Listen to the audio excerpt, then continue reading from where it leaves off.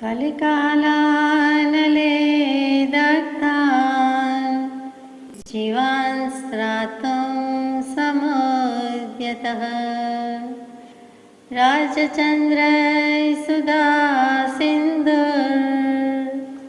नमस्तस्मै स्मराम्यहम् समस्तवस्तुमानाय नमो नमितवेद्विषे श्रीमते वर्धमानाय तमो नेमितवेद्विषे अज्ञानतिमिरान्धानां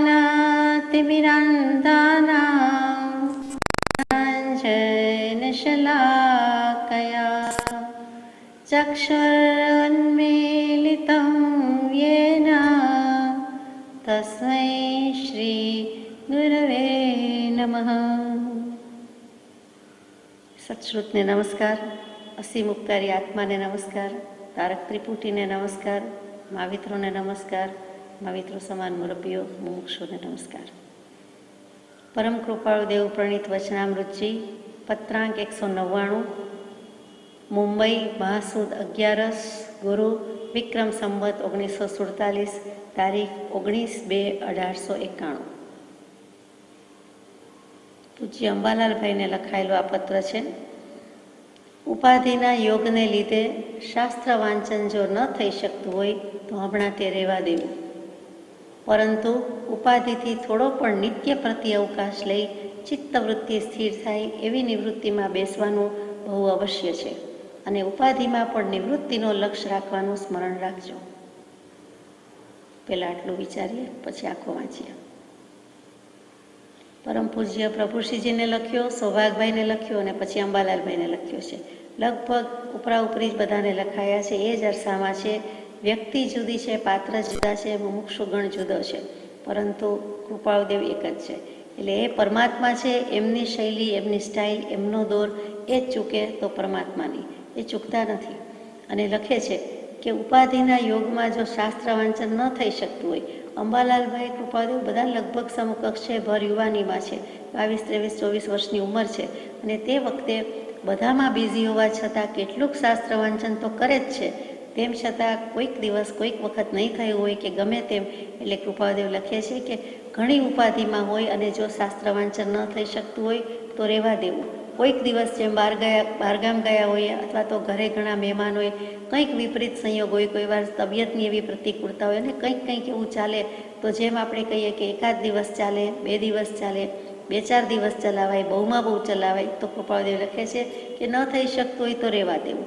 ઉપાધિ ઘણા પ્રકારની હોઈ શકે, અહીંયા ઉલ્લેખ કર્યો નથી, પણ કૃપાળુદેવના જ્ઞાનમાં છે કે કંઈક ઉપાધિમાં છે અંબાલાલભાઈ, તો કાંઈ નહીં, છતાં લખી દે છે તથાપી પરંતુ ઉપાધિ થોડો પણ નિત્ય પ્રતિ અવકાશ લઈ, એટલે કે જેટલી ઉપાધિ હોય એ કોઈ દિવસ પૂરી થવાની નથી, કામ કોઈ દિવસ ખૂટવાના નથી, તો પછી એમાંથી થોડોક પણ નિત્ય પ્રતિ, એટલે રોજે રોજ દરરોજ અઠવાડિયાની 5 કલાક વાંચવાનું છે તો એક દિવસે 5 કલાક વાંચી લેશું, 7 દિવસનું કામ એક દિવસમાં કરી લેશું, એ આળસ ને આળસ છે।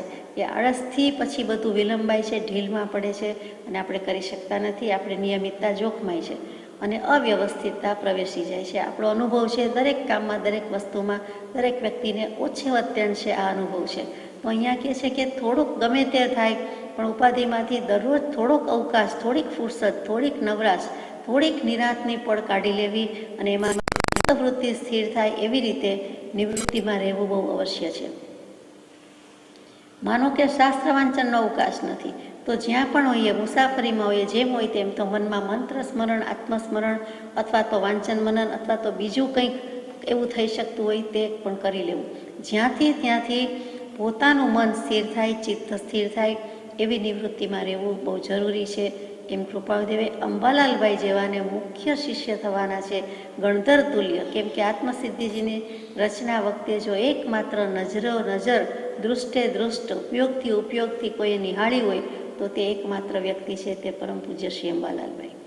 ફાનસ ધરીને ઊભા છે અને કૃપાળુદેવ ફરીને નડિયાદમાં ઇવનિંગ વોક પછીની વાત છે, સંધ્યાકાળની વાત છે, અને ત્યાર પછી બંગલામાં આવીને ઉતર્યા અને કહ્યું કે દેવી કે ફાનસ કરજો, અને ફાનસ કર્યું છે.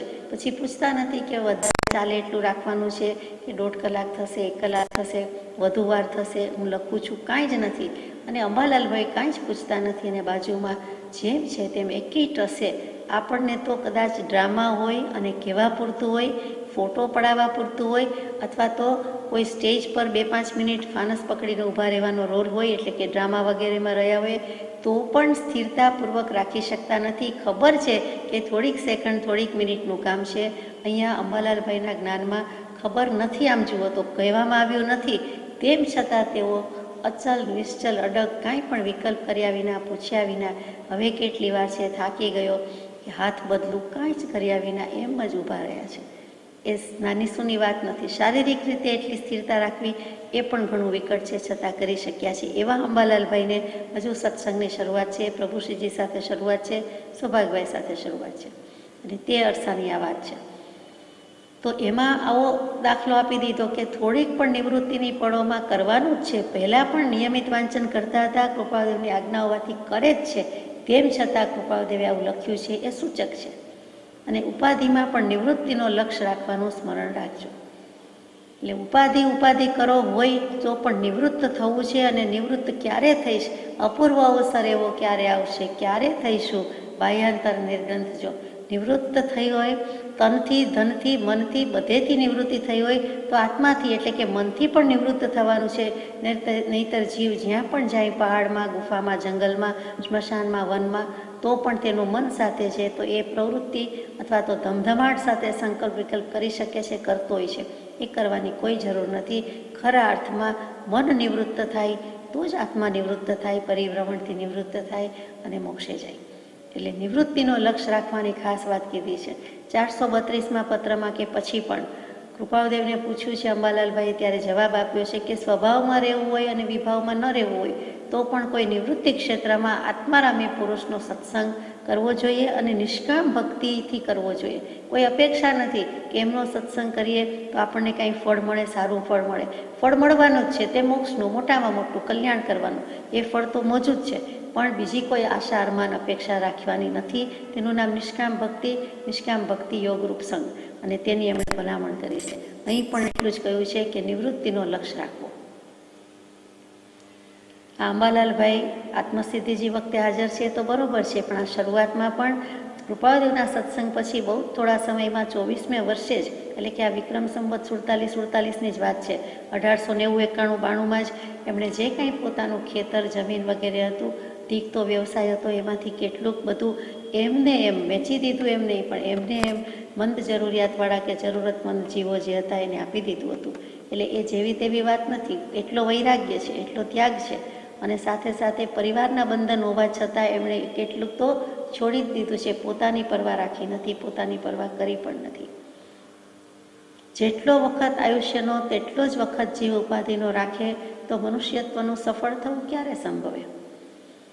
જેટલું જીવવાનું છે, જેટલા આયુષ્યમાં જેટલું આયુષ્ય તેટલો વખત જો ઉપાધિ જ રાખીએ કે 79 વર્ષ જીવવાનું છે, 95 વર્ષ જીવવાનું છે, કે 22, 32, 55 વર્ષ જીવવાનું છે, તો બધા જ વર્ષો જો ઉપાધિમાં જ રાખીએ તો નિવૃત્તિ ક્યારે?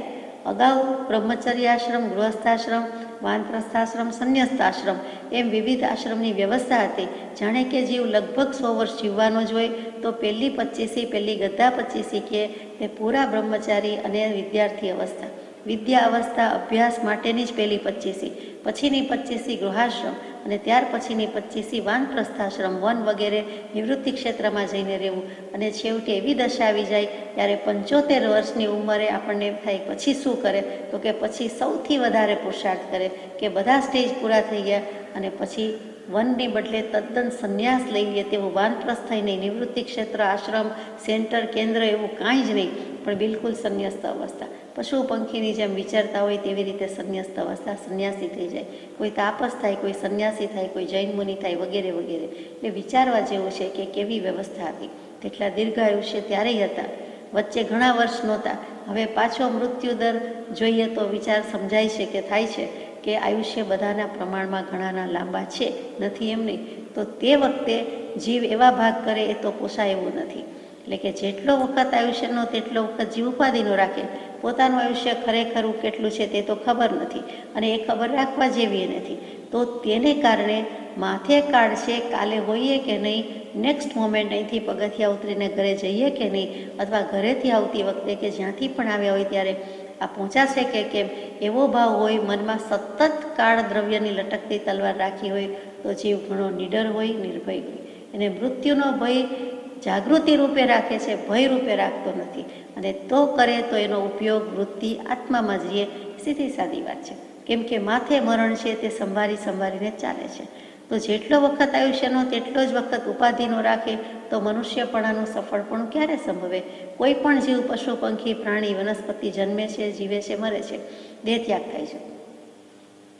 તેમજ જો મનુષ્ય પણ કરે તો એનામાં ને વાનરમાં કાંઈ ફેર નથી. વાનરને તો એક પૂંછડું અને કેટલાક પશુને તો વળી 2 શિંગડા વધારાના છે, મનુષ્ય કરતાં વધારે અવયવ ધરાવે છે. પણ જો મનુષ્યપણું મળીને દેહ આત્માનો વિવેક ન કર્યો, જળ ચેતનનો વિવેક ન કર્યો, આત્મા ન આરાધ્યો, ધર્મ ન આરાધ્યો, તો એ સફળ નથી. સત્પુરુષને ઓળખ્યા નહીં, જ્ઞાની પુરુષનું ઓળખાણ કર્યું નહીં, જ્ઞાની પાસે ગયા નહીં, જ્ઞાની સન્મુખ થયા નહીં, એની આજ્ઞામાં આવ્યા નહીં, તો મનુષ્ય બહુ સફળ કેવી રીતે કહેવાય? મનુષ્ય બહુ મળ્યો છે તે શંકરાચાર્યજી પણ કહે છે અને બીજા થોકબંધ વિદ્વાનો અનંતાજ્ઞાની એમ જ કહે છે, માનવ કલ્યાણ માટે જ મળ્યો છે, આત્મકલ્યાણ માટે. પોતાના આત્માની દયા થવા માટે, સેવા કરવા માટે, સંયમના પુરુષાર્થ કરવા માટે, સમજણ કરી લેવા માટે મળ્યો છે. કંઈ મોજ શોખમાં વિતાવવા માટે, સુખ ચેનથી જીવવા માટે મળ્યો જ નથી. જન્મ્યા છીએ તો ઊંઘવા માટે જન્મ્યા જ નથી.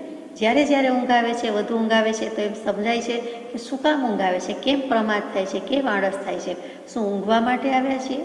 બ્રહ્મચારીજીએ તો કેટલાય જીવોને કીધું છે, પ્રભુશ્રીજીએ પણ કેટલાય જીવોને કહ્યું છે કે શું કેમ ઊંઘ આવે છે અલ્યા, એમ કરીને જે સંબંધ હોય, જે ઓળખાણ હોય તે પ્રમાણે. અને કે અહીંયા આ મનુષ્ય ભોગ, અહીંયા આ મનુષ્ય દેહ અથવા નિવૃત્તિ ક્ષેત્રમાં આપણે થોડા ઊંઘવા આવ્યા છીએ. ચોખ્ખું ચણક લખી દીધું છે. કેટલાય જીવો આ 2 વાક્ય કે 2 શબ્દથી જાગૃત થઈ ગયેલા છે. તો મનુષ્યત્વના સફળપણા માટે જીવવું એ જ કલ્યાણકારક છે, એવો નિશ્ચય જોઈએ. અને કલ્યાણ શું? તો કે આપણી ભાષામાં શુભ થાય, મંગળ થાય, મોક્ષ થાય, તે એ છેવટની વાત છે. બાકી સાદી ભાષામાં અત્યારે જ્યાં છીએ, જેમ છીએ ત્યાં કશાય ઘટે તે કલ્યાણ. કૃપાળુદેવની વ્યાખ્યા છે, વ્યાખ્યાનસાર ઉપદેશ છાયામાં આપણે વિચારી છે કે કશાય ઘટે તે કશાય શું? તો કે ક્રોધ, માન, માયા, લોભ, જે કંઈ આડાવડા વિચાર ભાવ થાય છે, અવદશા થાય છે, પોતાની થાય છે, પોતાના કહેવાથી બોલવાથી બીજાની પણ થાય છે, તો તે ન કરવા એટલે કે ઓછા કરવા. બિલકુલ ન કરે તો અહીં નહીં વિતરાગ થઈ જાય, ભગવાન થઈ જાય. એવું ન થઈ શકે તો ઓછા તો થઈ શકે, તો કે સત્સંગ કરવો, અને સત્સંગથી આ બધું ઓછું થાય છે. તો મનુષ્યત્વના સફળપણા માટે જીવવું એ જ કલ્યાણકારક છે. એટલે કે કશાયની મંદતા તો થઈ શકે એટલો તો પુરુષાર્થ થઈ શકે, એવો નિશ્ચય કરવો જોઈએ. આમ પણ જીવનો મોટો અંતરાય કે પ્રોબ્લેમ કે મુશ્કેલી એ જ છે કે ક્યાંય પણ અનિશ્ચય છે. એ નિશ્ચય કરતો નથી. મારે આત્મકલ્યાણ કરવું છે કે નહીં એનો પણ નિશ્ચય નથી. મારે શું કરવું છે, મારે શું કરવું જોઈએ, હવે મારે આ જ કરવું છે, એવો નિર્ધાર, નિર્ણય, નિશ્ચય નથી. અને એનો અધૂરો નિશ્ચય, અનિશ્ચય, અપૂર્ણ નિશ્ચય એ મોટી ખામી છે, મોટો દોષ છે. અને સફળપણા માટે જે સાધનોની પ્રાપ્તિ કરવી યોગ્ય છે તે પ્રાપ્ત કરવા માટે નિવૃત્તિ મેળવવી જોઈએ, નિત્ય પ્રતિ નિવૃત્તિ મેળવવી જોઈએ. માનો કે મનુષ્ય બહુનું સાફલ્ય સમજાયું, અંશે પણ સમજાયું, તો હવે કયા કયા સાધન કરવા જોઈએ? આજ સુધીના સાધન તો જ્ઞાની પુરુષની આજ્ઞા સહિત કર્યા નથી, એટલે કે આજ્ઞા રહિત કર્યા છે, નહીં તો કલ્યાણ થઈ ગયું હોય. તો હવે શું સાધન કરવું? સૌ સાધન બંધન થયા, રહ્યો ને કોઈ ઉપાય. સત્સાધન સમજ્યો નહીં, ત્યાં બંધન શું જાય? હે પ્રભુમાં રોજ ગાઈએ, સત્સાધન શું? તો કે કૃપાળુદેવે દીધેલી, ચીંધેલી અને કીધેલી આજ્ઞાનું પાલન. સત્પુરુષે ચીંધેલો રાહ. તો એમાં આપણે આજ્ઞાના પાલનમાં થોડાક નબળા પુરવાર થઈએ છીએ. જો એમ હોય, બીજા સાધન કયા હોય? જ્ઞાન, દર્શન, સંયમ, વૈરાગ્ય, ભક્તિ ઇત્યાદિ સાધન પ્રત્યક્ષ છે. 6 પદના પત્રમાં કહી દીધું કે મોક્ષ છે, મોક્ષનો ઉપાય છે. શું છે? તો કે જો કદી કર્મ બંધ થયા કરે, માત્ર કર્મ બંધ થયા કરે એમ જ હોય તો કોઈ કાળે જીવની કદી નિવૃત્તિ થાય નહીં, મોક્ષ થાય નહીં. પણ એમ તો નથી. એટલે કર્મબંધથી વિપરીત સ્વભાવવાળા એવા જે સાધન કીધા છે તે, એટલે એમાં વૈરાગ્ય, ભક્તિ સાધન બધા આવ્યા. અને એ પ્રત્યક્ષ છે, જ્ઞાની પુરુષના કીધેલા દીધેલા હોવાથી પ્રત્યક્ષ છે, અને આજ્ઞામાં આપણે રહીએ છીએ. તો તે તેના માટેનો સમય નથી. મોટે ભાગે બધા કહે છે કે કરવું તો છે, ભાવ તો છે, સાવ સાચી વાત છે, એ જ કરવું જોઈએ, પણ સમય ક્યાં છે? તો કે સમય કાઢવો જોઈએ. બીજી બધી વસ્તુ માટે સમય નીકળે તો એ આમાં સમય ન નીકળે એ બને નહીં. જીવની પ્રાયોરિટી હોય એ જો કરવા ધારે ઈચ્છે તો એને સમય જ છે. રાત અને દિવસ 24 કલાક મળે છે. 24 કલાકની કદી 25 કલાક થવાની નથી, 24 કલાકને 1 મિનિટ થવાની નથી. એટલે આપણે 24 કલાકમાંથી 25 અથવા 48 કલાક જેટલું કામ લેવું હોય તો રાત દિવસ આપણો આનંદ, પ્રમોદ, આરામ, જે કંઈ નિદ્રા, બધો આપણો સમય છે, અથવા તો આપણો શોખનો વિષય છે, આપણી પ્રવૃત્તિનો અભ્યાસ છે, તેમાં ક્યાંક કટ મૂકવો જ પડે. કોઈકને ટીવી જોવાની બહુ ટેવ હોય તો એમાં કટ મૂકે, કોઈકને રમવાનો શોખ હોય, કોઈને કોઈ ગેમ સ્પોર્ટ્સમાં જીવ હોય તો એમાંથી ઉપયોગ પાછો ખેંચે. એમ જેને જે વસ્તુમાં ઘણાને ઘણું કામ પહોંચતું હોય તો કામ સિવાય થોડોક ટાઈમ, ભલે થોડીક મિનિટ જ, પણ પોતાનો અવસર કાઢી લે.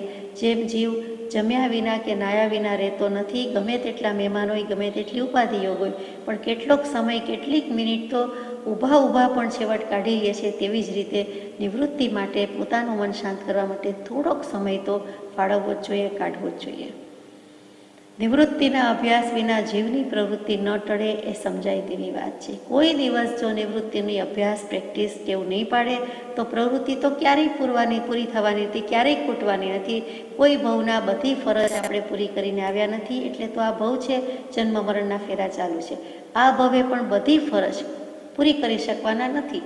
તો પછી આત્મા પ્રત્યેની ફરજ છે એને પૂરી કરવામાં આપણો ઉપયોગ જોડાય કે વૃત્તિ જાય તો કેવું?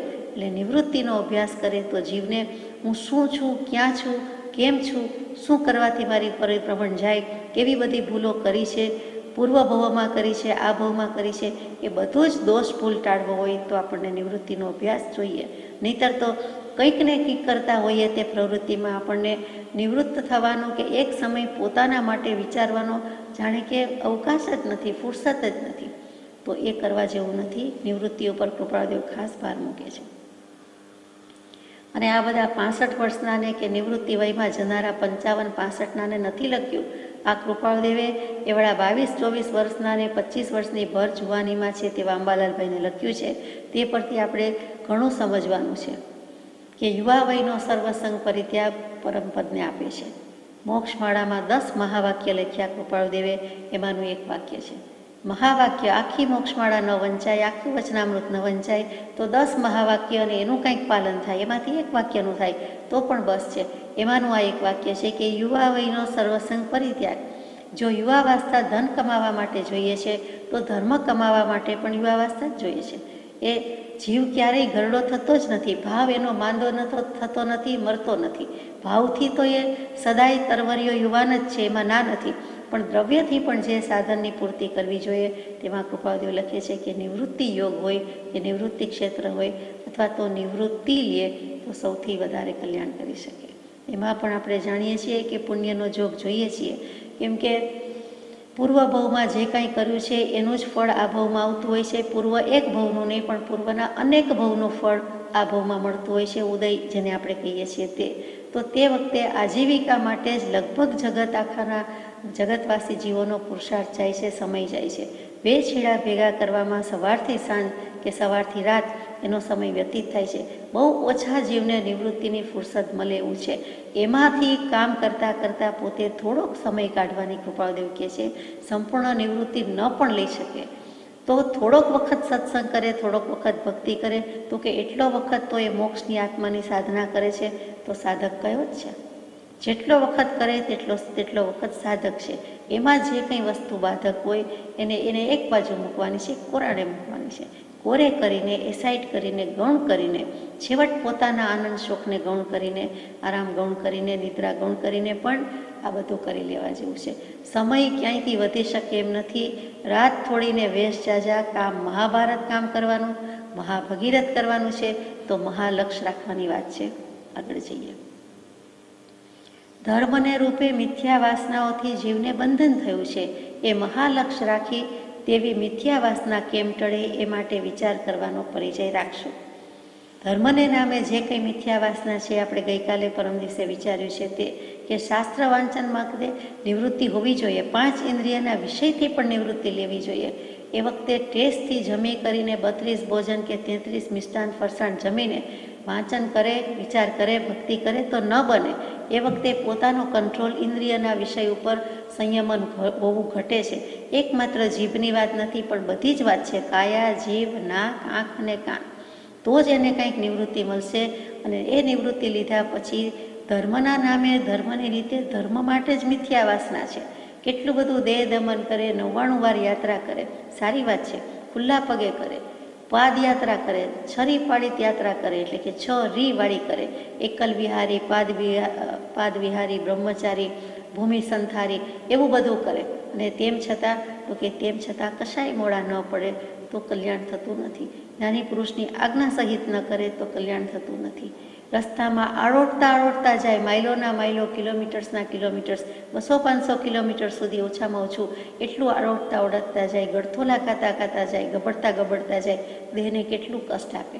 એવી તો અનેક વાત છે. તેમ છતાં ધર્મસ્થાનકમાં જઈને કુળદેવ, કુળદેવી અથવા તો સાચા દેવ પકડ્યા હોય તો ત્યાં જીન ભગવાન હોય, કૃપાળદેવ હોય, વિતરાગ દેવ હોય તો પણ ત્યાં જઈને યાચે. ધર્મને નામે પાછું કંઈક માગવાની વાત જ આવે તો મારું આમ થજો, મારું આમ થજો. તો કે કાગડો ઉડાડવા માટે મોંઘામાં મોંઘું રૂપિયાની નોટ હોય, કરન્સી હોય કે ગોલ્ડનો કોઈન હોય અથવા તો રત્ન હોય, ડાયમંડ હોય, એ ફેંકી દઈએ એવી વાત છે. એક કાગડો ઉડાડવા માટે બાજુમાં હોય, દૂર હોય, આપણને નડતોય ન હોય, છતાં આપણે ઉડાડવો છે તો હાથમાં જે વસ્તુ આવી તે, જેમ પુસ્તક ન ફેંકી દેવાય, જ્ઞાનનું કોઈ પણ સાધન ન ફેંકાય, માળા ન ફેંકાય, એવી રીતે કાંઈ પણ ન ફેંકાય તો હીરા મોતી કે સોનાનો સિક્કો જો એમાં ફેંકવામાં નાખીએ તો આપણને મૂરખ કહે. એમ જ જ્ઞાની પુરુષો આપણને કહે છે કે મનુષ્ય બહુ મળ્યો અને એક કોડી સાટે જાય છે. રત્ન ચિંતામણી, અચિંત્ય ચિંતામણી થાય. મનુષ્ય ભાવમાં સમ્યક દર્શન થઈ જાય, સંયમ લઈ શકે, પુરુષાર્થ કરી શકે, સત્પુરુષાર્થથી જીન થઈ શકે, નિજ સ્વરૂપ અને જીન સ્વરૂપનું ભાન થઈ જાય એટલું કરી શકે. દર્શન મોહનો ક્ષય કરે એટલે સમ્યક દર્શન લઈ શકે. ચારિત્ર મોહનો ક્ષય કરે તો વિતરાગ દશા પ્રગટાવી શકે. એવો આ મનુષ્ય ભવ અને થોડી સી જિંદગી સુપન સે માયા ઇસમે ક્યું ઉલઝાયા હે રે. તો કે ધર્મને નામે મિથ્યા વાસના શું કામ કરે, ખોટું શું કામ માગે, જે નાશવંત છે, ક્ષણિક છે, લૌકિક છે, માયિક છે, ભૌતિક છે અને એ માગ્યે મળવાનું નથી, એ આપી શકતા નથી. તેમ છતાં આપણો વિશ્વાસ કે આપશે એમ તો નથી. એટલે બધી જ મિથ્યા વાસનાનો ત્યાગ કરવાની વાત છે. લોકની, દેહની, શાસ્ત્રની કોઈ પણ મિથ્યા વાસના હોય તે છોડી દેવાની છે અને ક્યારેય કંઈ માગવા જેવું નથી. અને વળી માગ્યા કરતાં પણ હવે જે કાંઈ દશા છે તેથી હું સ્વર્ગલોકમાં તો જઈશ, દેવલોકના સુખ તો મને મળશે, એ પણ ઈચ્છા વાંછા કરવા જેવું નથી, નિયાણું બાંધવા જેવું નથી, ભગવાન પાસેથી અપેક્ષા રાખવા જેવું નથી. એ વધારે કર્મ બાંધે છે, છોડવાની બદલે વધારે બાંધે છે, તો એ યોગ્ય નથી. અને છેલ્લું કે બગલા જેવી વૃત્તિ રાખવાની નથી કે જેથી કરીને વધુ શિષ્યો કરવા, વધુ શિકાર કરવો. પોતે ભગતને બીજાને ભગતડા કરવા માટે આ માનવ દેહ નથી. પોતે એક થાય તો બસ છે, પોતાનું કલ્યાણ થાય, પોતાનું ફોડી લે, પોતાનું સ્વરૂપ સંભાળી લે તો કૃપાળદેવ કે બસ છે. અહીંયા ચોખ્ખું કહી દીધું છે કે મહાલક્ષ રાખો કે ધર્મના નામે ધતિંગ, ધર્મના નામે ધાડ ને ધર્મ કરતાં કર્મ ઉપાર્જીને ભટકવાનું બંધ રાખવું. આ મોટો એક લક્ષ્ય બાંધી દીધો, આ મોટું ગોલ છે, આ જ અમારું ગોલ છે, લક્ષ્ય છે, ધ્યેય છે. અને તેવી વાસના કેમ ટળે એ માટે વિચાર કરવાનો પ્રયાસ રાખશો, પરિચય રાખશો. એટલે ઓળખાણ રાખવાની છે, જે સંગ રાખવાનો છે, જેની સોબત રાખવાની છે, જેનો પરિચય રાખવાનો છે, તે મિથ્યા વાસના કેમ ટળે તેનો ચોખ્ખું કહી દીધું કે સત્પુરુષનો સંગ હશે તો મિથ્યા વાસના, મિથ્યાત્વ ટળશે, બાકી ટળશે નહીં. અહીંયા અંબાલાલભાઈનો પત્ર પૂરો થાય છે. આગળ જઈએ. પત્રાંક 200 વચનાવલી, મુંબઈ, મહાસુદ, વિક્રમ સંવત 1947. એટલે કે મહાસુદમાં ગમે ત્યારે લખાયો છે, એટલે 10મી ફેબ્રુઆરીથી માંડીને જ્યારે પણ લખાયું હોય ત્યારે. અને વચનાવલી કહેતા વચનનો સમૂહ, વચનની હારમાળા, વચનની લાઈન, વચનની પંક્તિ. એક વચન નથી પણ અનેક વચન, વચનાવલી છે. કોને લખાયો છે તો પરમ પૂજ્ય શ્રી સૌભાગભાઈના ચિરંજીવી પુત્ર મણિલાલભાઈને લખ્યો છે. મણિભાઈ સૌભાગભાઈ પર આ પત્ર છે. શું કામ તો કે સૌભાગભાઈને થાય છે કે મને તો હવે કૃપાદેવ આપનું ઓળખાણ પડી ગયું છે, હું આપને માનું છું, આઈ બિલીવ ઇન યુ, અને મને પ્રતીતિ છે, પ્રીતિ છે અને સત્સંગ કરું છું વગેરે. અને કૃપાદેવે પણ છાપ આપી દીધી છે કે સર્વ બીજ સંપન્ન અથવા તો બીજ ગુણ સંપન્ન કે જે રીતે કયો તે, એટલે કે સમ્યક દર્શનની પ્રાપ્તિ હોય, નિર્વાણ માર્ગની પ્રતીતિ થઈ જશે વગેરે વગેરે કેવલ જ્ઞાન સુધીની વાતો થતી હોય છે. ભલે શરૂઆત છે પણ તોય આવી પ્રતીતિ છે. પણ સૌભાગભાઈને પેલા વ્યવહારિક પિતા ખરાને એટલે થાય, અથવા તો વૃદ્ધ ખરાને 44 વર્ષ મોટા છે કૃપાળદેવીથી, તો એમ થાય કે મારું તો બરાબર છે પણ આ મારા દીકરાનું એટલે મણીલાલભાઈનું કાંઈક થાય તો સારું, એ પણ કૃપાળદેવને ઓળખે તો સારું, એને કૃપાળદેવની કાંઈક પ્રસાદી મળે તો સારું, એટલે વચન પ્રસાદી આપવા વિનંતી કરે છે. ઘણી વખત તો કૃપાળદેવે એમ પણ કહ્યું છે કે અમને યોગ્ય લાગે તો આપશું, અમારા જ્ઞાનમાં છે, અમારા ધ્યાનમાં છે. અને વધારે કંઈક વાત થઈ છે ત્યારે એક વખત એ પણ પ્રસંગ નોંધાયો છે કે સૌભાગભાઈ ઘણી બધી વિનવણી કરે છે, પણ કૃપાળદેવનું કહેવાનું એમ જ છે કે યોગ્યતા હશે તો મળશે, તો કહેવાની, માગવાની, વિનંતી કરવાની જરૂર નથી. યોગ્યતા નહીં હોય તો નહીં મળે. સૌભાગભાઈને લાગી આવે છે, પગમાં પડે છે તો કહે છે કે ના, એનું કંઈક કરો, એને થાય તો સારું, એને શ્રદ્ધા થાય તો સારું. અથવા તો મણિભાઈ એમ કંઈક કહેતા હશે કે હું ઘર છોડીને ભાગી જઈશ કે જતો રહીશ, કે નહીંતર હું નહીં કરું, કે જે આજકાલ બાળકો સંતાનો ધમકી આપતા હોય એ ટાઈપનું કંઈક કહે છે, સારા અર્થમાં કહે છે કે તો પછી મારે કરવું જ નથી, કે જે કાંઈ કહ્યું હશે તે શબ્દસહ એ નોંધાયું નથી. તો જેના જવાબમાં સૌભાગભાઈ વધારે વિનવણી કરે છે, તો કૃપાળદેવે એમ પણ કહી દીધું કે જવું હોય તો જતો રહે, એવા આશયથી કે જે કરવું હોય તે કરે, એ અધ્યાર છે. પણ આવો આશય છે કે મણી બીજો લાવી આપશું, આપણે કહીને એની બદલે બીજો મણી આપી દેશું, બીજો દીકરો, બીજી વસ્તુ આપશું, બીજો મણી લાવી આપશું, પણ જે થતું હશે તે જ થશે. યોગ્યતા વિના અપાય નહીં. આ કંઈ બીજા ગચ્છમત સંપ્રદાય જેવું નથી કે ગાદી આપી દેવાની હોય, કે ચાલો એમના સંતાન છે, એમના ફેમિલીમાં છે એટલે આપી દો, એમના કહેવાથી આપી દો, એમના પછી એમ ગાદી વારસ પાઠ પરંપરા એવી રીતે નથી. યોગ્યતા લાવો તો મળશે. સર્ટિફિકેટ દેવા જેવું હશે તો સર્ટિફિકેટ તૈયાર જ છે, દેવા જ બેઠા છે. પણ કૃપાળદેવે ઘણા કડક હતા ઘણી રીતે, અને સત્પુરુષ સમજાય નહીં, ઓળખાય નહીં એવા હૃદયના જ હોય છે. વજ્રથી પણ કઠોર અને ફૂલથી પણ કોમળ હૃદય હોય તેનું નામ સત્પુરુષ. વજ્રાદપી કઠોરાણી મૃદુની કુસુમાદપી લોકોત્તરાણામ ચેતાંસી કોનું વિજ્ઞાતું મહતી. કોણ જાણી શકવા યોગ્ય છે? બહુ વિરલા જ ઓળખી શકે છે, કારણ કે એક બાજુથી વજ્ર કરતાં કઠોર છે, બીજી બાજુથી ફૂલ કરતાં કોમળ છે. એવા લોકોત્તર પુરુષ છે, શ્રેષ્ઠ પુરુષો છે, મોક્ષ માર્ગના દાતા પુરુષ કડક ઉભાના.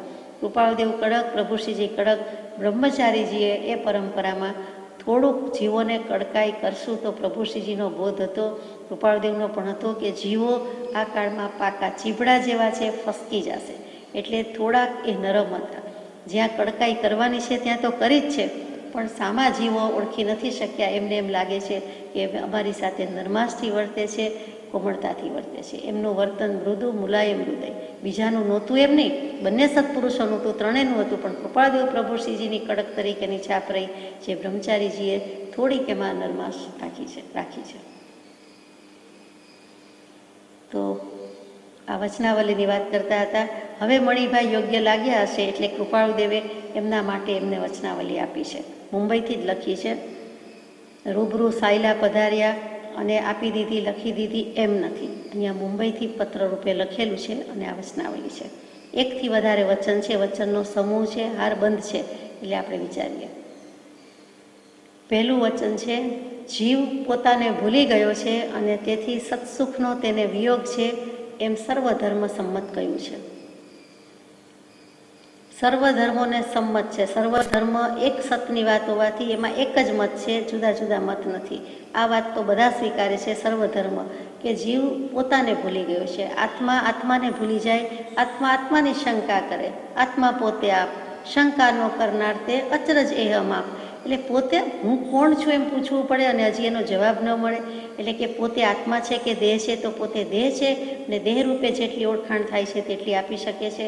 આત્માની ઓળખાણ નથી તો શું આપે?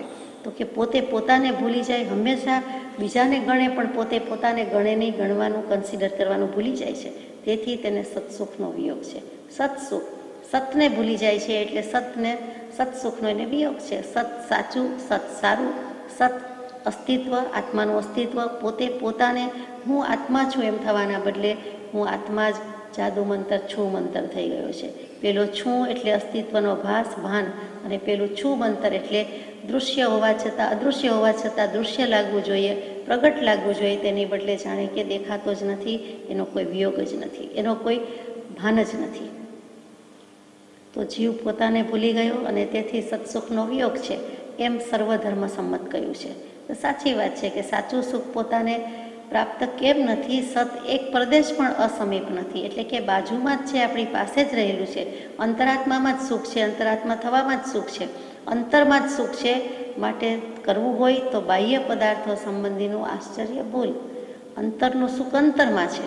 108મા પત્રમાં કહી દીધું કે હે જીવ, ભ્રમામાં તને હિત કહું છું, હું સાચું કહું છું, ઠીક કહું છું, યોગ્ય કહું છું, બરોબર કહું છું અને ઠીક ભલા માટે કહું છું કે તું સાંભળ, સમજ. શું? તો કે અંતરનું સુખ અંતરમાં. અને એ થવા માટે શું કરવું? તો કે બાહ્ય પદાર્થો સંબંધીનું આશ્ચર્ય ભૂલ. આ તે પેલું બધી વસ્તુ દેખાય છે, બાહ્ય પદાર્થ દેખાય છે અને તે સારી નરસી થાય છે, તેની અદ્ભુતતા લાગે છે, તેમાં આનંદ આવે છે અથવા રાગદ્વેષના ભાવો થાય છે અને તેનું આશ્ચર્ય લાગે છે, પણ તેનો જોનારો જાણનારો પોતે, એની અનંતી શક્તિ, એનું એને આશ્ચર્ય લાગતું નથી. બીજી વસ્તુમાં કેટલી શક્તિ છે, કેવું સરસ બનાવ્યું છે, કે શું આઈડિયા છે, શું પ્લાન છે, શું મિકેનિઝમ છે, એમ થાય છે, શું દેખાવ છે વગેરે થાય છે, પણ પોતે એનો બનાવનારો આત્મા જ છે, કોઈને કોઈ આત્મા જ છે. તો આત્માની કેટલી અનંતી શક્તિ હોય. એક જ પરચો છે કે બે જ વસ્તુ છે કે જે જીવ જન્મે છે તે પોતે પોતાની શક્તિથી, ઇન્દ્ર કહેતા, આત્મા કહેતા, પોતાની જ શક્તિથી પોતાને જે પર્યાય ધારણ કરવાની છે તે ધારણ કરે છે. કીડી કીડીનું બનાવે છે, હાથીનું બનાવે છે, મનુષ્યનું શરીર બનાવે છે. કોઈ પરમાત્મા બનાવતો નથી. એ આત્માની અનંત શક્તિનો પુરાવો છે. વળી દેહ છોડે છે તો એ દેહ ત્યાગ થઈ જાય છે, જીવનો ત્યાગ થઈ જાય છે. માટે એટલે કે જીવ ત્યાંથી નીકળી જાય છે, તો પોતાની શક્તિથી નીકળી જાય છે. ગમે તેટલી વેદના, વલવલતી વેદના થાય છે આત્મપ્રદેશોને, શરીરના આત્મપ્રદેશોને, પણ એમાંથી નીકળી જાય છે આત્મપ્રદેશો અને પહોંચી જાય છે જ્યાં જન્મવાનું છે, ત્યાં પહોંચી જાય છે. કોણ ઉડાડે છે, કોણ લઈ જાય છે? પોતાની શક્તિથી જાય છે અને સમય માત્રમાં જાય છે. અહીંયા હજુ ઘરનાને આપણને ખબર પડે, કોઈને ડૉક્ટરને ખબર પડે, બીજાને ખબર પડે, ત્યાં તો એ જીવ બીજો ખોડિયું ધારણ કરીને ટેસ્ટથી જીવવા માંડ્યો હોય છે. કેટલી કલાક, કેટલા દિવસ કે કેટલી મિનિટ સુધીનું આયુષ્ય તો એનું બીજા ભવનું વ્યતીત થઈ જાય છે. ત્યારે તો ઘરમાં કે આ પૃથ્વી ઉપર ખબર પડે છે કે આનો દેહ ત્યાગ થઈ ગયો. કેટલીક વખત આંખ સામે કોઈનો દેહ ત્યાગ થાય છે, બાકી તો ખબર પણ પડતી નથી. તો એ જ સૂચવે છે કે કોણ લઈ ગયું અને કેવી રીતે લઈ ગયું. ક્યાંય તળ, તિરાડ, કાણું દેખાતું નથી, છતાં આત્મા જાય છે. આજે પણ એ કોયડો રહ્યો છે અને એ રહસ્ય નહીં ઉકેલાય. ગમે તેટલી વૈજ્ઞાનની શોધ થશે, વિતરાગ વિજ્ઞાનની વાત છે, એમાં મિનમેક નહીં થાય, એ શોધ નહીં થઈ શકે અને એ આત્મા નીકળી જાય છે. નીકળી જાય છે એટલું જ નહીં, પણ એક સમય માત્રમાં, એટલે આંખના પલકારામાં બીજે જન્મ લઈ લે છે. વધુમાં વધુ 4 સમયમાં જન્મ લે. આપણા માટે તો એક સમય કે 4 સમય સરખું જ છે. આંખના પલકારામાં અસંખ્યાત સમય જાય છે. ગણ્યા ગણાયની, વીણ્યા વીણાયની તેટલા સમય નીકળી જાય છે, કોઈ ગિનતી થઈ શકતી નથી. તો એટલા સમયમાં, એટલે કે આંખના પલકારામાં તો બીજે જન્મી જાય. મનુષ્ય બહુ થવાનો હોય, ગાય થવાનો હોય, તો તે પ્રકારે માતાના ઉદરમાં એનો પહેલા દિવસનો પહેલો સમય શરૂ થઈ ગયો, પહેલી મિનિટ, પહેલી સેકન્ડ, ઘડિયાળ શરૂ થઈ ગયું. એટલે આપણું કુલ આયુષ્ય જે છે એ આયુષ્ય વત્તા 9 મહિના માતાના ઉદરના છે, 9.25 માસ, એ પણ આયુષ્ય છે. આયુષ્યમાં ગણાવવા જોઈએ. નાની પુરુષોની દૃષ્ટિમાં એ ગણાય જ છે.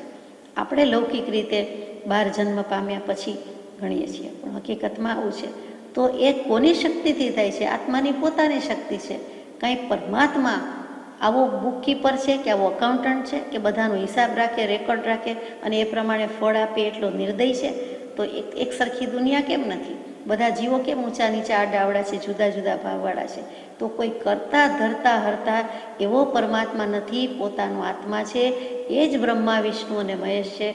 એ જીનાગમની માન્યતા છે અને આપણે સમજી શકીએ છીએ, ગળે ઉતરે તેવી વાત છે કે પોતે જ કરે છે અને પોતે જેવા ભાવ કરે એવા કર્મ બાંધે, એ પ્રમાણે છોડે અને એ પ્રમાણે પાલન પોષણ કરે, વધે કે ઘટે કર્મ અને છેવટે ભસ્મીભૂત કરી નાખે, ક્ષય કરી નાખે, ત્યારે મોક્ષ થાય છે. પોતે જ બ્રહ્મા થયો, પોતે જ વિષ્ણુ, પોતે જ મહેશ. તો આપણે વાત કરતા હતા કે સત્સુખનો તેને વિયોગ છે અને તે ભૂલી ગયો છે. તે સર્વધર્મ સંમત છે. બીજું વચન છે, પોતાને ભૂલી ગયા રૂપ અજ્ઞાન જ્ઞાન મળવાથી નાશ થાય છે એમ નિશંક માનવું. પોતે પોતાને યાદ નથી, શંકા કરે છે, હું કોણ, ક્યાંથી આવ્યો, જન્મ્યો વગેરે, અને પોતાને ભૂલી ગયા રૂપ અજ્ઞાન છે. એટલે કે સ્વરૂપનું અજ્ઞાન છે, પોતાના પ્રત્યેનું, આત્મા પ્રત્યેનું અજ્ઞાન છે, જેને આપણે સારી ભાષામાં, શિષ્ટ ભાષામાં સ્વરૂપનું અજ્ઞાન કહીએ છીએ. તો એને સ્વરૂપનું જ ભાન નથી, દ્રવ્યથી ખબર નથી, ક્ષેત્રથી ખબર નથી, કાળથી ખબર નથી, ભાવથી ખબર નથી. તો કેવી રીતે થાય છે અજ્ઞાન દૂર? કેવી રીતે જાય? જ્ઞાન મળવાથી નાશ થાય છે. વસ્તુ મેલી થઈ છે તો હવે એનો ઉપાય શું? સાફ કરવી છે. તો જે કાંઈ ડિટર્જન્ટ વગેરે છે અથવા તો ક્લિન્ઝિંગ એજન્ટ જે કાંઈ હોય તે ક્લિનિંગ એડ છે તે સાફ કરવાના બધા સાધન સગવડ છે. પછી પાવડર હોય, કેમિકલ હોય, બ્રશ હોય કે જે કાંઈ ઉપાય હોય તે, કે લિક્વિડ હોય, પણ એ રીતે એ નાશ પામે, મેલ જાય. તો અજ્ઞાન કેવી રીતે જાય? તો કે જ્ઞાન મળવાથી જાય છે. સીધી વાત છે. એમ નિશંક માનવું. પોતાનું અજ્ઞાન છે ને પોતે નાશ કરી શકશે એમ માને તો ભૂલ છે. અજ્ઞાન છે, પોતાને અજ્ઞાન છે, પોતે અજ્ઞાની છે, એ જ પેલું તો માનવા તૈયાર નથી. આપણને કોઈ એમ ગાળ આપે એવું લાગે છે, એમ કે હે અજ્ઞાની, કેવો અજ્ઞાની ભાઈ, અજ્ઞાની બેન, એમ કે તો આપણને ગમવાનું છે? તરત જ આમ જુઓ તો ગમવું જોઈએ. એ સાચી વાત છે કે આ જ્ઞાન નથી ત્યારે કહે છે ને, અથવા તો સ્વરૂપનું જ્ઞાન થયું છે કે કેમ એટલા માટે કહે છે. અને સામા જીવને ખબર ન પડતી હોય અને કહેતા હોય તો પણ સમજાય કે ચાલો આપણને તો જે રીતે ઓળખે તે રીતે, આપણને સ્વરૂપનું જ્ઞાન હોય કે નહીં, પણ સામો જીવ જે સર્ટિફાઈ કરે છે એને પોતાને જ્ઞાન છે, તો એને પણ અજ્ઞાન છે. એટલે એમ પણ આપણને બેઠા થઈ જવાનું, જાગૃત થઈ જવાનું મળે છે. એ પણ એક જાતનું જ્ઞાન છે. અહીંયા તો સ્વરૂપનું અજ્ઞાન છે, મિથ્યાત્વ છે, તે જ્ઞાન મળવાથી નાશ થાય છે. એટલે કે આત્મજ્ઞાન મળવાથી નાશ થાય છે. સર્વ દુઃખથી અને સર્વ ક્લેશથી મુક્ત થવાનો ઉપાય એકમાત્ર આત્મજ્ઞાન જ છે. કૃપાળદેવનો 568માં પત્રની શરૂઆત જ એ છે કે સર્વ ક્લેશ, દુનિયાના જેટલા ક્લેશ, કશાય દુઃખ હોય તે, અને બીજા કોઈ પણ પ્રકારના દુઃખ હોય, ક્લેશ અને દુઃખ બંને જુદા મૂક્યા છે. સર્વ દુઃખમાં આવી જાય તેમ છતાં તેમણે ત્યાં મૂક્યા છે ક્લેશ. તો સર્વ ક્લેશ અને સર્વ દુઃખથી મુક્ત થવાનો ઉપાય એકમાત્ર જ્ઞાન છે, અને એનું નામ આત્મજ્ઞાન છે. ત્યાં આત્મજ્ઞાન શબ્દ મૂક્યો, જેને જીના ગમમાં સમ્યક દર્શન કહીએ છીએ તે. એમ નિશંક માનવું એટલે એમાં શંકા રહિત, એટલે કે શ્રદ્ધાથી માનવું કે અજ્ઞાન છે તો જ્ઞાન મળશે તો નાશ પામશે, નહીં તો થશે નહીં. જ્ઞાનની પ્રાપ્તિ જ્ઞાની પાસેથી થવી જોઈએ એ સ્વાભાવિક સમજાય છે. છતાં જીવલોક લજ્જાદી કારણોથી અજ્ઞાનીનો આશ્રય છોડતો નથી. એ જ અનંતાનુબંધી કશાયનું મૂળ છે. હવે જ્ઞાનથી અજ્ઞાન જાય તો જ્ઞાન ક્યાં હોય? તો જ્ઞાન જ્ઞાનીમાં કરો. જીનવર કહે છે જ્ઞાન તેને સર્વભવ્યો સાંભળો. જ્ઞાન ક્યાં રહેલું છે? જ્ઞાનીમાં રહેલું છે. જ્ઞાન કેવળથી કરો, જ્ઞાન જ્ઞાનીમાં કરો, અને નહીં તો શાસ્ત્ર વગેરે માત્ર મનનો આમળો. જો જીવને નિર્મળો કરવો હોય તો શાસ્ત્ર માત્રથી નિર્મળો થતો નથી. શાસ્ત્રમાં માર્ગ કયો છે, પણ મર્મ તો સત્પુરુષના અંતરાત્મામાં રહ્યો છે. એટલે ત્યાં જ્ઞાનીની વાત આવી કે હવે જ્ઞાન લેવું છે તો જ્ઞાન માટે જ્ઞાની જોઈએ. એટલે તરત જ કહ્યું. કૃપાળદેવીની સંકલ્પના કેટલી સરસ છે, કડીબદ્ધ રીતે મૂકે છે કે હવે જ્ઞાનની પાસેથી જ્ઞાનની પ્રાપ્તિ જ્ઞાની પાસેથી થવી જોઈએ. હીરાના શોધ માટે નીકળ્યા હોય તો હીરા જ્યાં રાખતા હોય, ઝવેરી હોય, સોની હોય, તેની પાસે જવું ઘટે. ત્યાં શાક માર્કેટમાં કે ફ્રૂટવાળા ભાઈ પાસેથી મળે નહીં. તો સીધી વાત છે કે જ્ઞાનની પ્રાપ્તિ જેણે ઈચ્છવી એને જ્ઞાની પાસે જવું જોઈએ. એ સ્વાભાવિક સમજાય છે, બધા સમજે પણ છે. છતાં જીવ લોકલજ્જાદી કારણથી અજ્ઞાનીનો આશ્રય છોડતો નથી. લોકલજ્જા, સમાજ શું કહેશે, દુનિયા શું કહેશે, કુટુંબ શું કહેશે કે તારો ધર્મ તો આ છે, તારે તો આ કરવું જોઈએ, તું શું કામ ત્યાં ગયો, બીજે ગયો. અજ્ઞાની આપણે આપણું બાપ દાદાથી ચાલતું આવ્યું છે, એ છોડ્યું છૂટાય નહીં. તો અજ્ઞાનીનો આશ્રય છોડતો નથી. એમાં લોકલજ્જા આડી આવે છે. દુનિયા, સમાજ અને પોતાના ગ્રહી રાખેલા વિચારો, પોતાના વિચાર કદાચ ઢીલા પડે છે તો પણ લોકલજ્જા દુનિયા, સમાજ, ગામ, પરિવાર શું કહેશે અને છોડી શકતો નથી. માનો કે એક જ ધર્મ કે એક જ વસ્તુ હોય કે ચાલો મહાવીર સ્વામીને ભજીએ છીએ એટલે જૈન છીએ, તો કૃપાળદેવનું સમજવાનું તો મહાવીરને કૃપાળદેવમાં કોઈ ભેદ નથી. પણ તે વખતે એમ થાય કે ના ના, શાસનની ધુરા સોંપી છે, બધું છોડીને ચાલી નીકળ્યા છે એવા ત્યાગી તપસ્વી સાધુ સાધ્વીજીને માનીએ, તેમને જ માનવા જોઈએ. આ કૃપાળદેવ વગેરે પ્રભુશ્રીજી, બ્રહ્મચારીજી, એમને શા માટે માનવા જોઈએ કે સાંભળવા જોઈએ? તો જૈન માર્ગની પ્રરૂપણામાં પણ આવો ભાવ કરી નાખે, એવો વિચાર કરી નાખે કે ત્યાંથી જ બોધ લેવો જોઈએ, ત્યાં જ સાંભળવું જોઈએ, તે જ સાચું. અને આ બધા તો ગૃહસ્થ કહેવાય, સંસારી કહેવાય, પરિવારવાળા કહેવાય, વ્યવસાયવાળા કહેવાય, અથવા તો ત્યાગી ન કહેવાય. આટલો ત્યાગ નથી. જીવને બાહ્ય વેશ, બાહ્ય ત્યાગ જ દેખાતો હોય છે. એટલે એ દેખાય છે, પેલું દેખાતું નથી. અને એવો ભાવ જ્યારે જે જીવને આવે છે તે અનંતાનુબંધી કશાયનું મૂળ છે. ત્યાં અનંતાનુબંધી કશાય બંધાઈ જાય છે, એટલે કે નવા કર્મ બંધાઈ જાય છે કે જ્યાં સાચું છે, જ્યાં ઓળખાણ પડવી જોઈએ ત્યાં પડતી નથી, પાડતા નથી, છોડી શકતા નથી. એટલે કે સદગુરુને અસદગુરુ કહે, અસદગુરુને સદગુરુ કહે, અને એના જેવું એક મિથ્યાત્વ નથી. એ એક ભૂલે, ગુરુ તત્વની ભૂલે જ આપણને રખડાવ્યા છે. એ વિચારવા જેવું છે. જ્યારે નહોતા કહેવાના ત્યારે સાચા ગુરુ માન્યા, જ્યારે સાચા કહેવાના હતા ત્યારે ખોટા માન્યા. અને માનો કે જરાક સાચી ખબર પડી, સાચા ગુરુને માન્યા, તો તે વખતે માન્યા નહીં. એટલે કે એમણે જે આજ્ઞા કીધી, બોધ દીધો, એનું પાલન કર્યું નહીં. એટલે આપણે કાંઈક ને કાંઈક રીતે ચૂકી ગયા છીએ. અનંતાનુબંધી કશાય શું? તો કે અનંતકાળ સુધી સંસાર રખડાવે. ન અંત ઇતિ અનંત, એટલે અનંત, એનો અંત આવો જ મુશ્કેલ. અને અનંતકાળ સુધી જીવ ફર્યા જ કરે. જે 5-7ના ખૂન કરી નાખ્યા હોય એ છૂટી જાય, પણ બીજી રીતે આવી ભાવના કરી હોય અને અનંતાનુબંધી કશાય લાગે છે. અને એ કશાયમાંથી છૂટવું બહુ મુશ્કેલ છે. સંસાર પરિભ્રમણ સમાપ્ત કરવું હોય તો અનંતાનુબંધી કશાય તો પહેલો કાઢવો પડે. અને જેમ જેમ સત્પુરુષનું ઓળખાણ થાય તેમજ અનંતાનુબંધી કશાય મોડા પડે છે. સીધે સીધા અનંતાનુબંધી કશાય મોડા પડતા નથી. સત્પુરુષનું, સાચા સત્પુરુષનું, સત્પુરુષ કહેતા સાચા જ હોય પણ બોલાઈ જાય છે. એનું ઓળખાણ જેમ જેમ પડે એમના વચનથી, શબ્દથી, મુદ્રાથી, તેમ તેમ જીવના અનંતાનુબંધી કશાય મોડા પડે છે. બધા કશાય મોડા પડે છે. અને તે જ્ઞાન પ્રાપ્તિનો માર્ગ છે. નહીં તો જ્યાં જ્ઞાનીને અજ્ઞાની કહી દીધા, અજ્ઞાનીને જ્ઞાની કહી દીધા, એટલે આપણે સંસાર ઊભો કરી દીધો અને મોટા ચોકડા ઊભા કર્યા. અનંતાનુબંધી કશાય તો બહુ ખરાબ છે. શાસ્ત્રમાંથી આવી વાત સહેલાઈથી મળતી નથી. કૃપાળુદેવે અનંત યુગો ભવોનું દોહન કરીને, આ ઘોલન કરીને સારાંશ રૂપે મૂક્યું છે. આ દોષ જીવને કાંકરો, પોતાનો દોષ કોણ બતાવે? સત્પુરુષનો અનંત ઉપકાર છે કે આવા દોષ કર્યા છે, આ કારણે રખડપટ્ટી થઈ છે, એમ શાસ્ત્રોમાં ચોખ્ખું ચણકાવતું નથી, સમજાતું નથી, ઉકલતું નથી. એમ માનો તો એમ, પણ આપણને કાઢીને બતાવ્યું છે કે આ કાંકરો, અહીંયા આ વીણ્યુંને કાઢ્યો છે, આજે આ કાંકરો છે, આજે આ દોષ છે, તો એ સત્પુરુષનો ઉપકાર છે. એટલે અહીંયા સત્પુરુષ અથવા તો જ્ઞાની ઉપર ભાર મૂક્યો છે. ચોથું વચન છે, જ્ઞાનની પ્રાપ્તિ જેણે ઈચ્છવી, જેણે જ્ઞાનીની ઈચ્છાએ વર્તવું, એમ જીનાગમ આદિ સર્વશાસ્ત્ર કહે છે. પોતાની ઈચ્છાએ પ્રવર્તતા અનાદિકાળથી રખડ્યો. હવે જો જ્ઞાનની પ્રાપ્તિની ઈચ્છા થઈ છે, જિજ્ઞાસા થઈ છે, તો તેણે જ્ઞાનીની ઈચ્છાએ જ વર્તવું જોઈએ, એમ જીનાગમમાં કીધું છે, સર્વશાસ્ત્રોમાં કીધું છે. જ્ઞાનીની ઈચ્છા તો જ્ઞાની ઈચ્છા હોય, જ્ઞાનીને કાંઈ ઈચ્છા હોય? જ્ઞાની તો સ્પૃહા વિનાના હોય. જ્ઞાની શુંને શું ઈચ્છા હોય, અપેક્ષા હોય કે સ્પૃહા હોય? એને શું પડી હોય? એને તો ચા મટી, ચિંતા મટી, શહેનશાહ છે, બાદશાહનો બાદશાહ છે, એને શું કામ પરવા હોય? સાચા સત્પુરુષ તો નિષ્પૃહી જોવાના છે. એને કાંઈ પડી ન હોય, તો કે એની નિષ્કારણ કરુણા હોય. એની ઈચ્છા એટલે અહીંયા ઈચ્છા કહેતા આજ્ઞા. જ્ઞાનીની ઈચ્છા એટલે જ્ઞાનીની આજ્ઞા. એટલે જ્ઞાનની પ્રાપ્તિ કરવી હોય તો જ્ઞાનીની ઈચ્છાએ એટલે જ્ઞાનીની આજ્ઞાએ વર્તવું, એમ શાસ્ત્રો વગેરે કહે છે.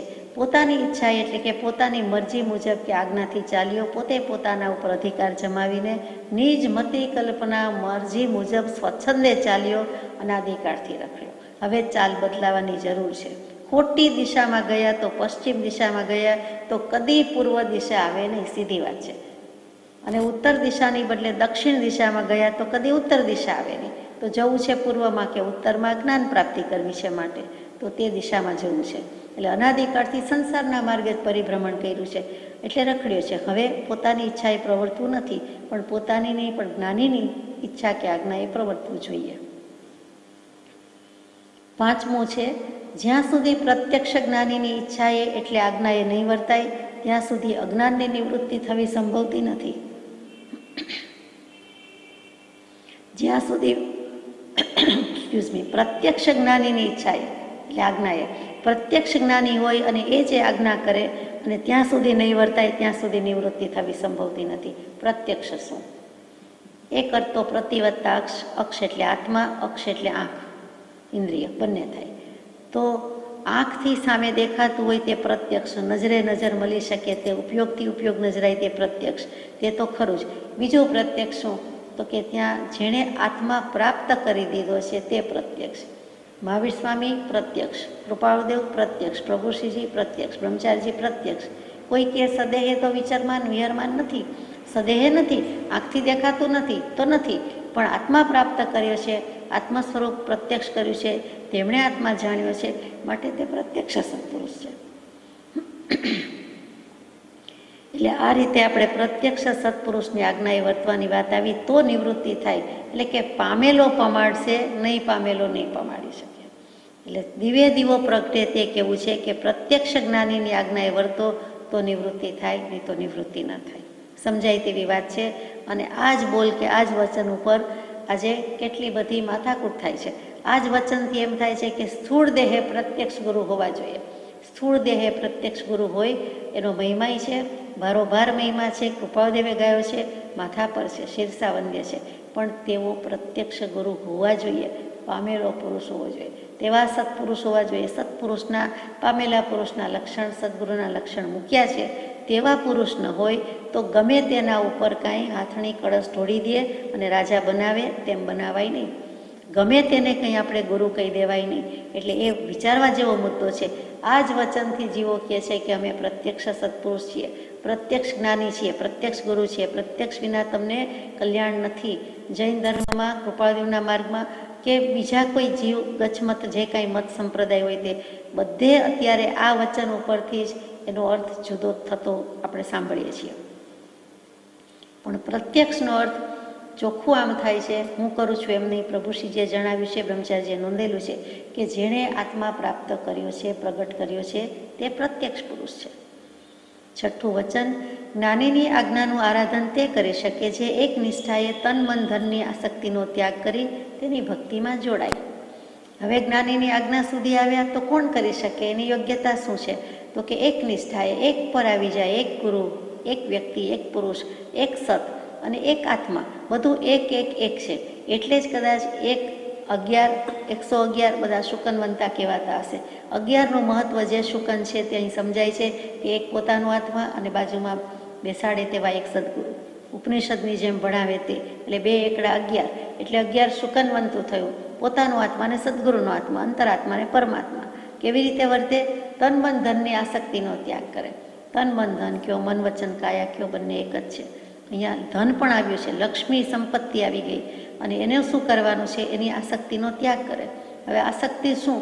આસક્તિ કરતા આવડે છે, રાખતા આવડે છે, પણ આસક્તિનું સ્વરૂપ સમજાયું નથી. આસક્તિ એટલે પ્રીતિ, પ્રેમ, મમતા, રાગ, અતિશય લગ્ની, એની ચાહના અને અનુરાગ કે અનુરક્તિ. અને એ કેવી રીતે છે? તો કે અતિશય હોવાથી એની જ લગ્ની લાગી છે. પૈસો મારો, પરમેશ્વરને હું પૈસાનો દાસ કે પરમેશ્વરનો દાસ, જે કયો તે. તો કે પૈસાને જ ભગવાન માન્યું છે, લક્ષ્મીને જ માન્યું છે અને એને જ દેવી માની છે. અને તેનો ત્યાગ કરવાનો છે, તેની આસક્તિનો ત્યાગ કરવાનો છે અને તેની ભક્તિમાં જોડાય. એટલે કે સત્પુરુષની, જ્ઞાની પુરુષની ભક્તિમાં જોડાય. એ મન વચન કાયાથી કયો કે મન વચન કાયા અને ધનથી આવ્યું, ધન મન ધન કહીએ છીએ તે, અને આત્માથી જોડાય તો એને આત્મા પ્રાપ્ત જરૂર થાય.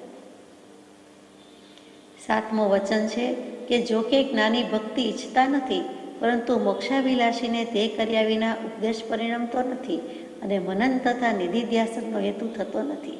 માટે મુમુક્ષુએ જ્ઞાનીની ભક્તિ અવશ્ય કર્તવ્ય છે, એમ સત્પુરુષોએ કહ્યું છે. જ્ઞાની પુરુષને ભક્તિ ગમતી હશે, ઈચ્છતા હશે, એટલે કહેતા હોય કે મારી ભક્તિ કરો, તે જ્ઞાની કહેવાતા હશે. તો કે જ્ઞાની પુરુષ એમ કહે જ નહીં કે અમારી ભક્તિ કરો, એ ભક્તિ ઈચ્છતા જ નથી, એમને ભક્તિ કરવાની આજ્ઞા જ નથી. જે ભક્તિ કરવાની છે તે સત સ્વરૂપની કરવાની છે, શુદ્ધાત્માની કરવાની છે, સહજાત્મ સ્વરૂપની કરવાની છે, સહજ સ્વરૂપની કરવાની છે. પોતાનું મનાવે, પોતાની પૂજા કરાવે, પોતાની ભક્તિ કરાવે તે જ્ઞાની નથી, તે કરતા જ નથી, ઈચ્છતા નથી. પણ મોક્ષાભિલાષી, જેને મોક્ષે જવું છે તેને તે કર્યા વિના ઉપદેશ પરિણમતો નથી. તેની ભક્તિ તો જ્ઞાની પ્રત્યે હોવી જોઈએ. મોટા એમ કહેતા નથી કે અમે કહીએ તેમ કરો, પણ નાનાની ફરજ છે કે મોટા જેમ કહે કરે તેમ આપણે કરવાનું છે. એવું આપણને કહે કે ન કહે, સમજાવે કે ન સમજાવે, પણ આપણા પક્ષે, મોક્ષાભિલાષીના પક્ષે તો જ્ઞાની પુરુષની ભક્તિ કરવાની છે. જીન સ્વરૂપને નિજ સ્વરૂપમાં કોઈ ભેદ નથી, પણ એ ભેદ માટે જ શાસ્ત્રો લખાયા કે ભેદ સમજાવવો જોઈએ કે ભેદ છે કે નહીં, તો કે નથી.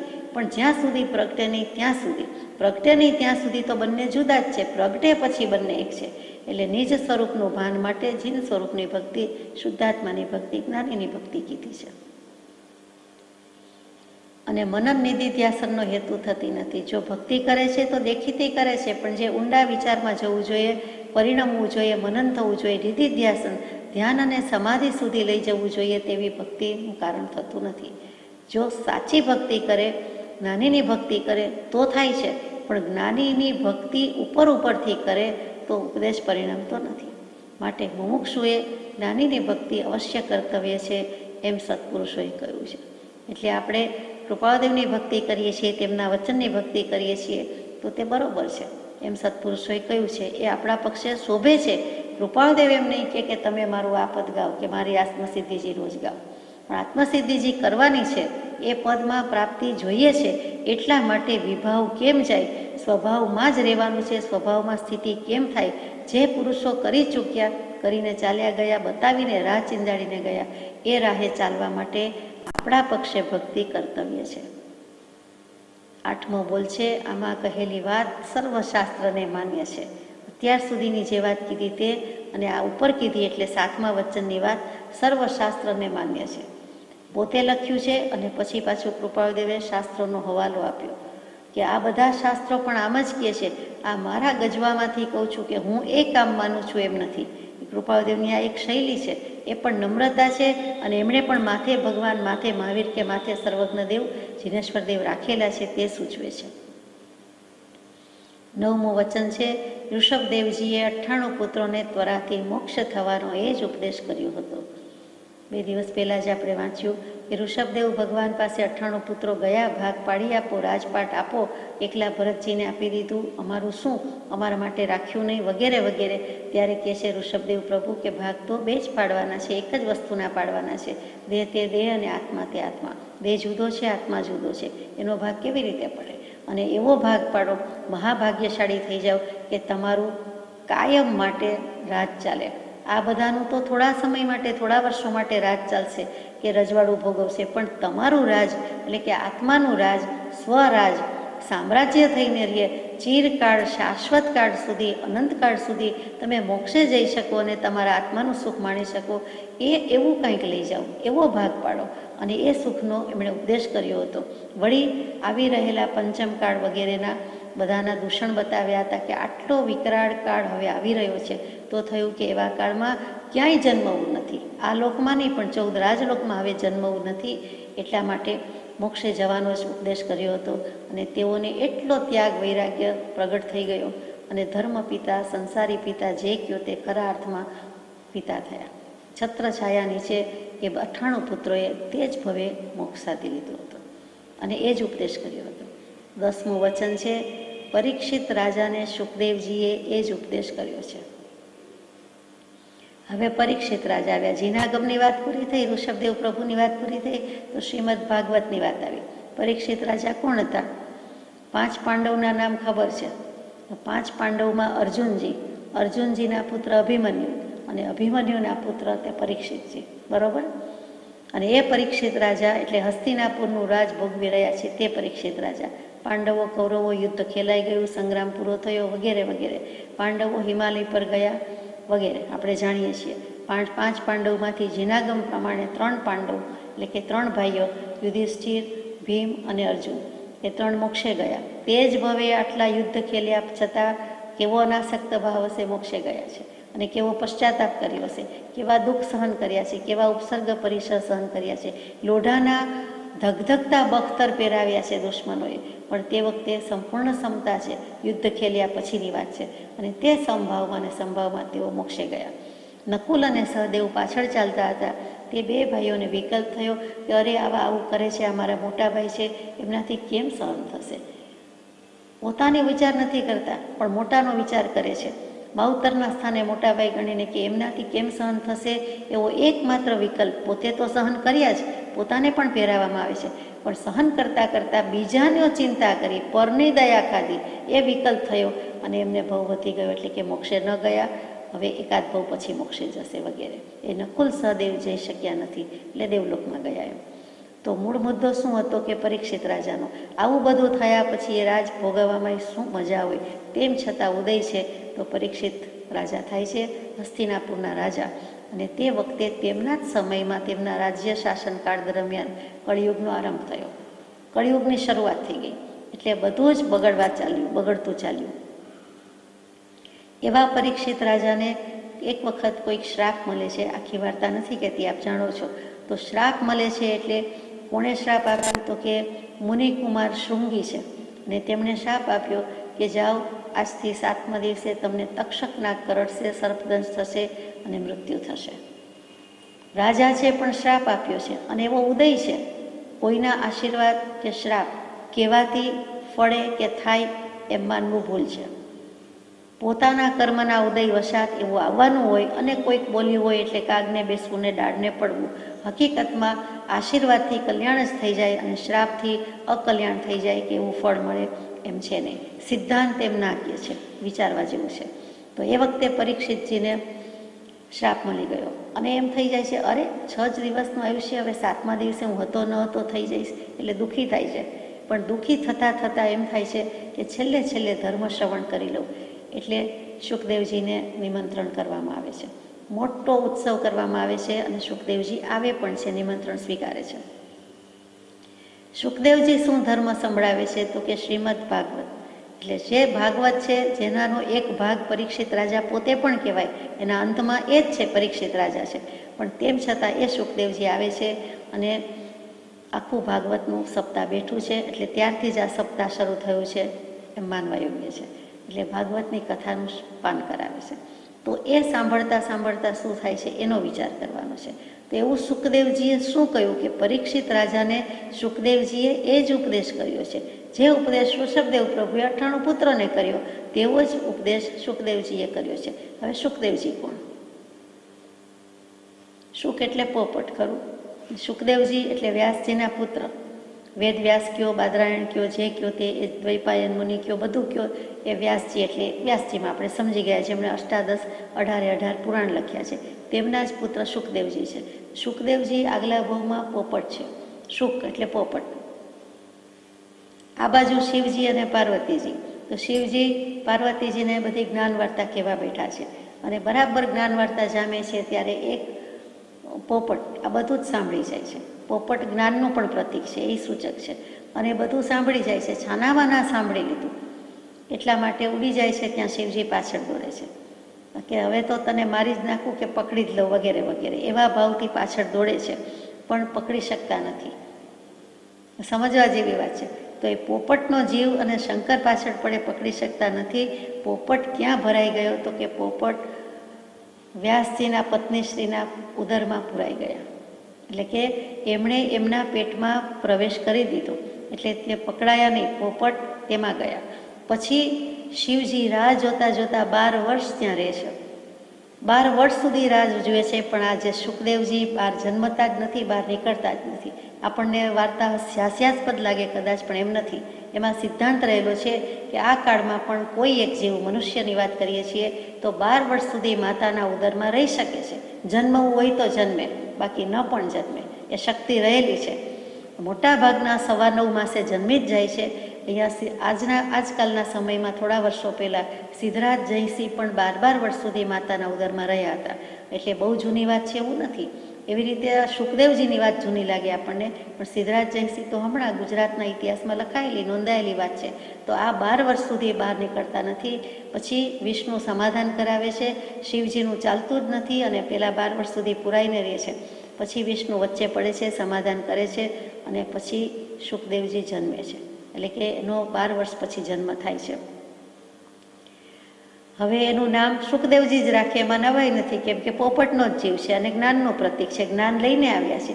એવા શુકદેવજી આ જન્મ બ્રહ્મચારી, પૂરેપૂરા વૈરાગી, અને તે જ ભવે મોક્ષે જાય તેવા, તે શુકદેવજીની વાત છે. એટલે વ્યાસજી કરતાં પણ શુકદેવજીનું ચિત્રણ ઘણું ઊંચું છે, અને ઊંચું જ છે, બધી જ રીતે ઊંચું છે. એવા શુકદેવજી પરીક્ષિત રાજાને ઉપદેશ આપે છે કે આત્મા અજર, અમર, અવિનાશી છે. તારું 7મે દિવસે મોત છે, તો તેમાં ડરવાનું શું છે? ભય શું છે? આત્મા કદી મરતો નથી. અને જે બોધ લાગી ગયો કે પરીક્ષિત રાજાએ 6ઠે દિવસે કહી દીધું, સમાધિમાં લીન થઈ ગયા, સ્થિર થઈ ગયા, કે આગળ જે થવું હોય તે થાવ, હવે જેને આવવું હોય તે આવો, જે કર્મને આવવું હોય તે આવો, બેઠા છીએ, હું ફોડી લઈશ. હું સંભાળી લઈશ, હું મારા નિજ સ્વરૂપને સંભાળી લઉં છું. કૃપાળુદેવ કહે છે એવું જ સુખદેવજી કહે છે કે હું મારા આત્મ સ્વરૂપને સંભાળી લઉં છું. હવે નાગ આવે તો એ શું? હું દેહાદિક સ્વરૂપ નથી અને દેહાદિક પદાર્થ મારા નથી, તો હું દેહ જ નથી, તો હું આત્મા છું. અને આત્મા તો અજર અમર અવિનાશી નિર્વિકલ્પ સ્વરૂપ છે. તો ભલે આવે. તક્ષક નાગ આવે છે, કરડે છે, સર્પદંશ થાય છે, અવસાન પામે છે, દેહ ત્યાગ થાય છે, પણ શરીરનો આત્માથી તો અજર અમર અવિનાશી છે. તો એ પરીક્ષિત રાજાને પણ એ જ ઉપદેશ થયો, તો કે પ્રત્યક્ષ આજ્ઞા, પ્રત્યક્ષ પુરુષ સુખદેવજી પામેલા પુરુષની આજ્ઞા, અને મોક્ષ થઈ ગયો. 11મું વચન છે, અનંતકાળ સુધી જીવ નિજ છંદે ચાલી પરિશ્રમ કરે તો પણ પોતાથી જ્ઞાન પામે નહીં, પરંતુ જ્ઞાનીની આજ્ઞાનો આરાધક અંતર્મુહૂર્તમાં પણ કેવળ જ્ઞાન પામે. એટલે જ્ઞાનીની આજ્ઞાથી કરે તો અંતર્મુહૂર્ત એટલે 2 સમયથી માંડીને 48 મિનિટમાં એક સમય ઓછો. 48 મિનિટ કહીએ તો 2 ઘડી થઈ જાય. એટલે અંતર્મુહૂર્તની વ્યાખ્યા એ કે મુહૂર્તની અંદરનો ભાગ, એટલે 2 સમય પછી 48 મિનિટમાં એક સમય ઓછો, એટલી વારમાં પણ કેવલ જ્ઞાન પામે. 12મું વચન, શાસ્ત્રમાં કહેલી આજ્ઞાઓ પરોક્ષ છે, તે જીવને અધિકારી થવા માટે કહી છે, એટલે કે પાત્ર થવા માટે કહી છે. પણ મોક્ષ થવા માટે જ્ઞાનીની પ્રત્યક્ષ આજ્ઞા આરાધવી જોઈએ. એ પામ્યા વિના બીજા માર્ગથી મોક્ષ નથી. અને